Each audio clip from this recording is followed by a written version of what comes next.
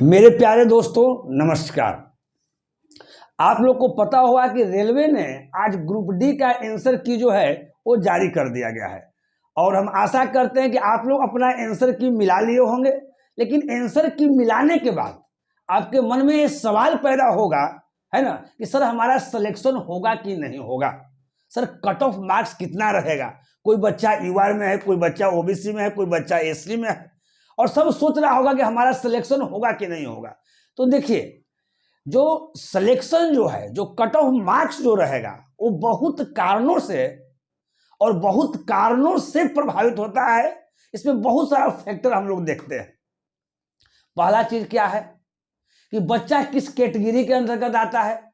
कोई बच्चा आपको यूआर के अंतर्गत आ रहा है, कोई एससी के अंतर्गत आ रहा है, कोई एसटी के अंतर्गत आ रहा है। अब होता क्या है कि जो बच्चा यूआर में है, जो बच्चा ओबीसी में है, वो ज्यादा भी मार्क्स लाता है और उसको सिलेक्शन नहीं होता है। और कोई बच्चा एसटी में है ना, कम ही मार्क्स लाता है और उसका सिलेक्शन हो जाता है।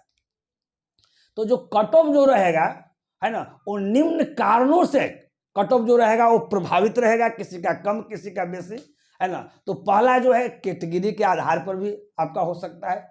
दूसरा की बात होगा कि है ना, परसेंटाइल की वजह से भी थोड़ा सा इधर उधर आपका जा सकता है, उसमें टेंशन लेने की बात नहीं है। और उसके बाद हो सकता है कि देखिए, किसी फेज का क्वेश्चन जो होता है आसान होता है, किसी फेज का क्वेश्चन जो होता है थोड़ा सा डिफिकल्ट होता है, इसके वजह से भी प्रभावित होगा। हमने 2018 में जो ग्रुप डी का जो एग्जाम हुआ था उसका हमने कट ऑफ देखा, है ना। और उसके बाद जो आंसर की जो रेलवे ने जारी किया है, बहुत सारा बच्चा पहले से कह रहा था कि सर हमको इतना मार्क्स आएगा और उसका मार्क्स इतना ही आया। तो सभी का अधिकांशतः का जो है ना, जो मार्क्स जो आ रहा है पहले की अपेक्षा जो बच्चा सोचा था वो कम आ रहा है ना। तो इसके लिए आपको हराने की बात नहीं है, ज्यादा कट ऑफ मार्क्स आपका नहीं रहेगा।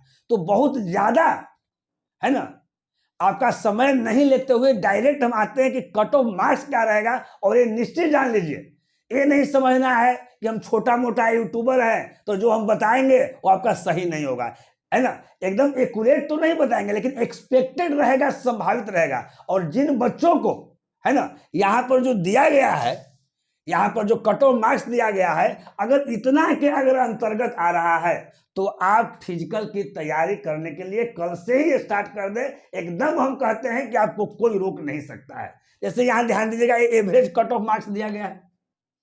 जैसे आप यूआर में आते हैं, जनरल में आते हैं, अगर 60 से 65 यानी 60 नंबर भी हो सकता है ना, या 65 यानी 60 से 65 के अगर बीच में अगर आपका आता है तो हमारे समझ से आपका सिलेक्शन पक्का है ना, उसमें कोई रोक नहीं सकता है। जो ओबीसी वाले हैं वो 55 से अगर 60 आते हैं तो उनका सिलेक्शन पक्का है। एससी वाले हैं जो 50 से अगर 55 आते हैं तो उनका सिलेक्शन पक्का है। जो एसटी वाले जो हैं वो 45 से अगर 50 आते हैं तो एकदम आपकी संभावना आपको बनती है। उसके बाद जो एसटी वाले हैं 45 से 50, फिर अप्रेंटिस यूआर वाले हैं, अगर उनको 40 से अगर 45 आता है तो इनकी भी संभावना बनती है। एकदम 99% संभावना बनती है, 1% ही इधर उधर हो सकता है। और देखिए, अब एक दूसरी बात, ये तो आपका हो गया जो एक्सपेक्टेड जो कट ऑफ मार्क्स होगा, है ना, इसकी हम बात कर दी है। उसके बाद रेलवे ने, है ना, एक रेलवे की तरफ से एक नोटिस आया है कि देखिए, बहुत सारे बच्चे ऐसे भी होते हैं जो कहते हैं कि देखिए आज आंसर की मिलाए होंगे, तो कुछ ऐसे भी क्वेश्चन होंगे आपको लग रहा होगा कि ये क्वेश्चन मेरा सही है लेकिन रेलवे ने आपको गलत कर दिया। तो उसके लिए रेलवे ने क्लेम करने के लिए आप क्लेम कर सकते हैं। अगर आपका क्वेश्चन अगर सही है, रेलवे ने अगर गलत कर दिया है, आप सोच रहे हैं कि इसका आंसर ए होना चाहिए, रेलवे ने कहा कि ए होना चाहिए, लेकिन एक्चुअल में क्या होना चाहिए, तो इसके लिए आप क्लेम कर सकते हैं। उसका डेट है 15 अक्टूबर से 19 अक्टूबर, यानी कल से 15 अक्टूबर है, 19 अक्टूबर तक आप क्लेम कर सकते हैं, है ना। उसमें जो होगा, है ना, अगर आंसर अगर दूसरा होगा तो रेलवे ने फिर आपके लिए आंसर जारी कर सकता है। तो इसके लिए भी आपको रुकना नहीं है। और जो बच्चे को अगर इतना मार्क्स अगर आ रहा है, इसके बीच अगर आ रहा है, तो एकदम हम 99% हम दावा कर सकते हैं कि आपका कोई रिजल्ट रोक नहीं सकता है। इसलिए कल से आप फिजिकल के लिए आप स्टार्ट हो जाइए, है ना, दौड़ने उड़ने के लिए स्टार्ट हो जाइए कि इस बार हर हाल में जो है आपको नौकरी ले लेना है। देखिए, और जो बच्चा को अगर नहीं भी आ रहा है, इससे कम भी आ रहा है, तो उसको भी हड़बड़ाने की बात नहीं है। आपको एकदम तैयारी जो है तत्परता के साथ करती रहनी है। एक बात आपको बताते हैं, 2024, यहाँ ध्यान दीजिए, 2024 है मेरे प्यारे, 2024 में है ना आपको सेंट्रल चुनाव होने वाले हैं। 2025 में बिहार का भी चुनाव होने वाला है, स्टेट का भी चुनाव होने वाला है, और कई राज्यों में भी चुनाव होने वाला है। और इसके मद्देनजर आपको बता देते हैं, ALP यानी रेलवे ड्राइवर और टेक्नीशियन की 2024 में बहुत भारी मात्रा में आपको वैकेंसी आ रही है। इसलिए तैयारी एकदम अभी से ही करना है, स्टार्ट कर देना है। इसका भी तैयारी करना है, साथ साथ इसका भी फिजिकल की आपको तैयारी करना है।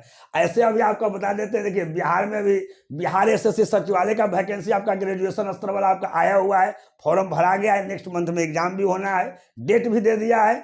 कोर्ट वाला भी अभी फॉर्म भरा रहा है, 20 तारीख तक फॉर्म आपका भराएगा। फिर इंटर वाला भी आने वाला है, और बहुत सारा स्वास्थ्य विभाग में आने वाला है। तो वैकेंसी की कमी नहीं है, एकदम समझिए कि 25 तक आपका पूरा वैकेंसी है। लेकिन इधर जो 2-3 साल में जो बच्चे है ना जो ढंग से नहीं पढ़ेंगे, तो कहीं ना कहीं गवर्नमेंट एग्जाम है ना, गवर्नमेंट आपको जॉब होने से आप वंचित हो जाइएगा, आपका गवर्नमेंट जॉब नहीं हो पाएगा। इसलिए अभी 3 साल जो इधर है, एकदम समय को गंवाना नहीं है। फिर हम लोग मिलते हैं नेक्स्ट वीडियो में इसी तरह का कोई इन्फॉर्मेशन लेकर। चलिए, ओके, बाय, नमस्कार।